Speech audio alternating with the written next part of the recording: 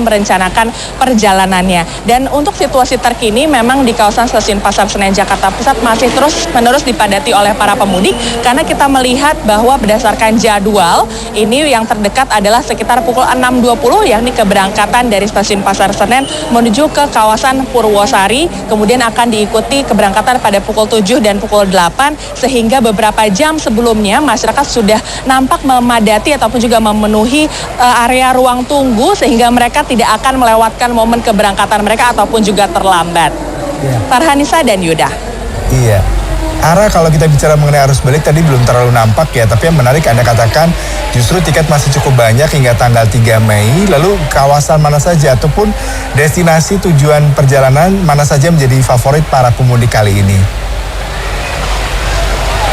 Kalau untuk tujuan favoritnya ada beberapa di kawasan Jawa Tengah dan juga Jawa Timur. Di antaranya adalah untuk ke Semarang, Tegal, Purwokerto, kemudian juga ada di Yogyakarta, Surabaya dan juga Malang menjadi destinasi favoritnya.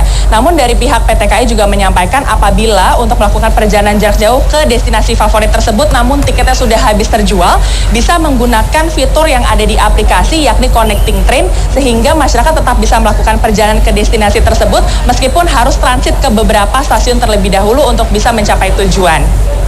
Yuda. Baik, terima kasih produser lapangan CNN Indonesia Clarissa Aradia atas laporan langsung Anda dari kawasan Stasiun Pasar Senen, Jakarta. Ya, hingga Minggu malam jalur Pantura Arteri Karawang ini juga masih terpantau ramai dengan kendaraan dari arah Jakarta dan Bekasi yang hendak menuju Jawa Tengah. Sementara di Pelabuhan Merak, Banten, pemudik yang ingin menyeberang ke Pulau Sumatera ataupun kembali ke Pulau Jawa masih sepi. Puncak arus balik diprediksi terjadi dalam 2 gelombang.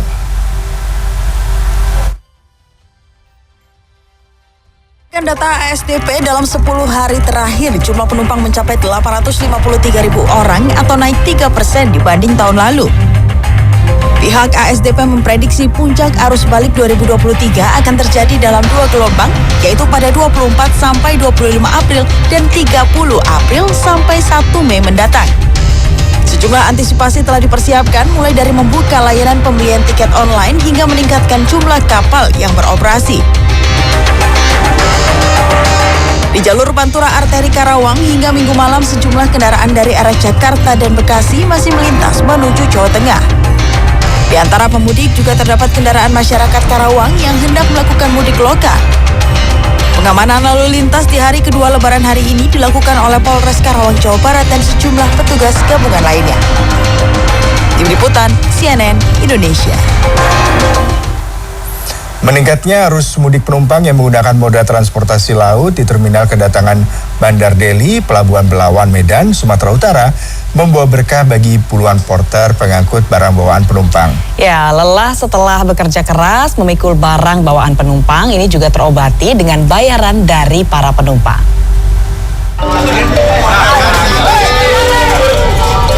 Saat pintu gerbang dibuka, puluhan porter pengangkut barang bawaan penumpang berhamburan berlarian di dermaga terminal Bandar Deli, Pelabuhan Belawan. Mereka berebutan menuju KM Kelut yang baru bersandar setelah melalui perjalanan dari pelabuhan di Batam ke Kepulauan Riau. Para porter pun berebut menaiki tangga untuk masuk ke dalam kapal. Di dalam kapal, para porter mencari dari ribuan penumpang KM. Ya, kami mohon maaf untuk tayangan tadi ya. Ini kita beralih ke informasi berikutnya. Idul Fitri tak lagi sama bagi keluarga korban tragedi Kanjuruhan.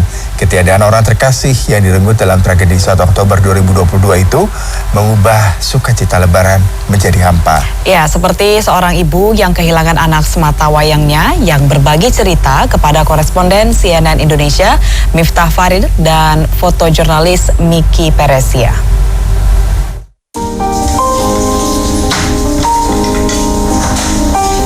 Ini momen Idul Fitri pertama bagi Khalifatul Nur tanpa kehadiran Jovan Farelino, buah hati satu-satunya.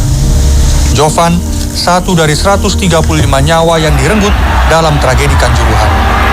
Di saat semua orang bersilaturahmi di hari yang fitri, Iva, begitu ia disapa, memilih menutup diri. Ia tak sanggup bertemu banyak orang. Ia tak kuasa menjawab setiap pertanyaan tentang nasib pilu anaknya. Iva menghabiskan waktu di makam sang anak.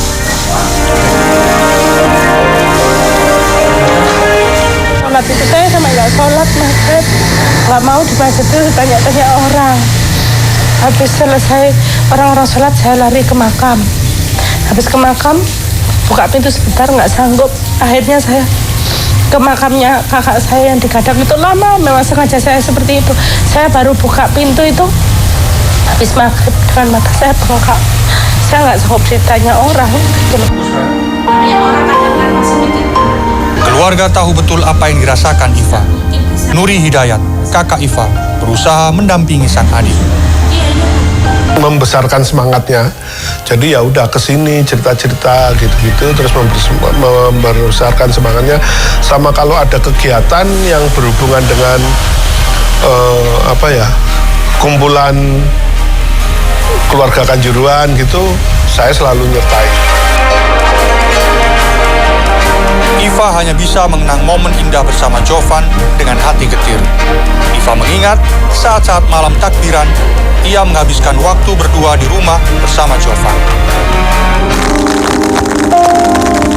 Satu momen hangat yang menjadi lengkapnya dia sebagai seorang ibu adalah ketika Jovan meminta dibuatkan masakan kesukaannya di Hari Raya Idul Fitri. Mesti lebaran ini kan mesti dia tuh minta masak ini nih, minta masak ini nih. Sekarang saya udah nggak ada yang minta masakin lagi gitu. Biasanya minta masakin apa? Tergantung Mas, kadang sambal goreng ati ampela itu senengannya dia. Sekarang aku nggak ada yang mintain seperti itu lagi, itu ya sedih. Ingatan tentang momen indah itu kini berganti wangi bunga setaman yang setiap saat ia bawa ke makam Jovan. Iva berharap terus diberi kesehatan untuk tetap kuat berjuang mencari keadilan atas kematian sang anak. Jovan tewas tepat di usia 15 tahun. Hari-hari Iva tak lagi sama. Iva meyakini anaknya tewas karena gas air mata yang ditembakkan polisi ke tribun penonton Stadion Kanjuruhan. Miftah Farid, Miki Peresia, Malang, Jawa Timur. Informasi berikutnya, bus berisi rombongan wisatawan terguling di turunan tajam dan menikung di kaki Gunung Merbabu, Jawa Tengah, Minggu siang. Sementara sebuah minibus menabrak tembok sekolah Kabupaten Mojokerto Minggu sore. Seorang bayi berusia 5 bulan meninggal dunia karena benturan di dalam mobil. SDKP Lengkong.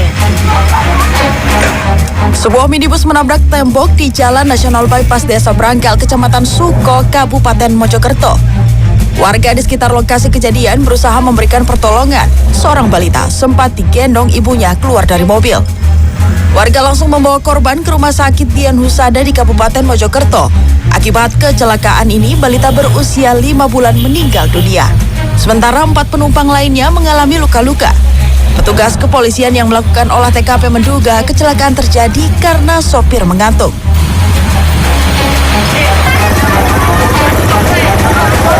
Kecelakaan juga terjadi saat mikrobus terguling di turunan tajam di kaki Gunung Merbabu, Kabupaten Magelang, Jawa Tengah, Minggu siang. Mikrobus berisi 23 penumpang asal Kabupaten Bantul, Yogyakarta terguling saat menghindari jurang. Ke atas, terkenal gua. Saya rem, belum remnya, enggak. Itu rombongan dari mana, Pak? Dari Bantul. Oh, mau kemana, Pak? Dari Ketep ke Pager, tuh. Hampir ke Pager. Berapa orang, Pak, rombongan itu, Pak? 23. Seorang penumpang meninggal di lokasi kejadian. Sedangkan 8 penumpang lain yang mengalami luka ringan dan dirawat di Rumah Sakit Umum Syubanul Waton, Kecamatan Tegal Rejo. Satuan Lalu Lintas Polresta Magelang yang melakukan olah tempat kejadian perkara menduga penyebab kecelakaan terjadi akibat kendaraan mengalami remblong. Tim Liputan CNN Indonesia. Pemirsa, tumpukan sampah kerap menghantui